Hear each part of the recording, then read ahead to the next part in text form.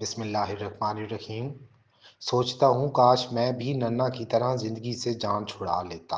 مرحوم اداکار علی اعجاز کی زندگی کے آخری چند سالوں کی رلا دینے والی کہانی۔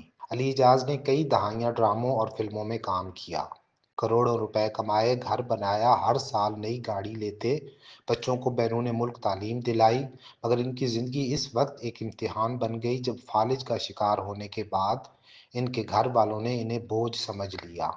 انہیں گھر کی دوسری منزل پر ایک سٹور جیسے کمرے میں لوہے کی چارپائی پر باقی زندگی گزارنا پڑی۔ بیگم صاحبہ اور بچے ایسے اجنبی بنے کہ اللہ ہی معاف کرے۔ گھر کے نوکروں کو بھی علی اعجاز کا کوئی کام نہ کرنے کا حکم مل گیا۔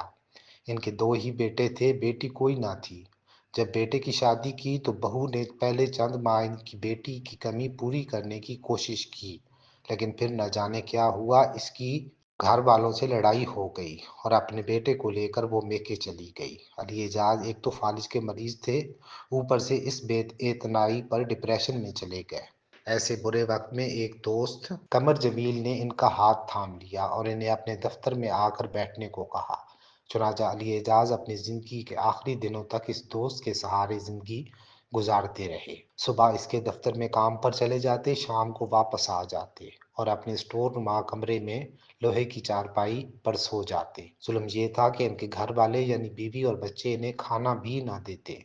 وہ صبح خود اپنے کمرے میں چائے بنا کر پاپوں کا ناشتہ کرتے اور دوپہر کا کھانا قمر جمیل کے دفتر میں کھا لیتے۔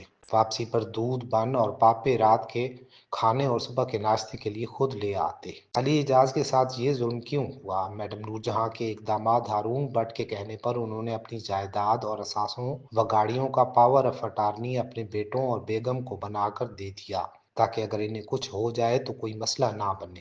لیکن یہ ہوا کہ ان کی زندگی میں ہی بیگم اور بیٹوں نے آنکھیں پھیر لیں اور علی اعجاز نے انہیں یہ سوچ کر ان کے حال پر چھوڑ دیا کہ جھگڑے کا کیا فائدہ، ان کی اولاد ہے، اچھی ہے یا بری، اب اس حال میں ان سے علیحدہ ہو کر کیا کروں گا۔ بہرحال علی اعجاز کی زندگی کے آخری سال اسی دوست کے سہارے اور اپنوں کی بے وفائی کا غم سہتے گزرے۔ 2018 میں انتقال کر گئے۔ آخری دنوں میں علی اعجاز اپنے پوتے سے ملنے کے لیے بہت تڑپے۔ وہ پوتے کو اپنی جان کہتے تھے، مگر گھر والوں اور بہو کی سنگ دلی نے ان کی یہ خواہش پوری نہ ہونے دی۔ اللہ کریم سے دعا ہے کہ ان کے درجات بلند فرمائے، آمین۔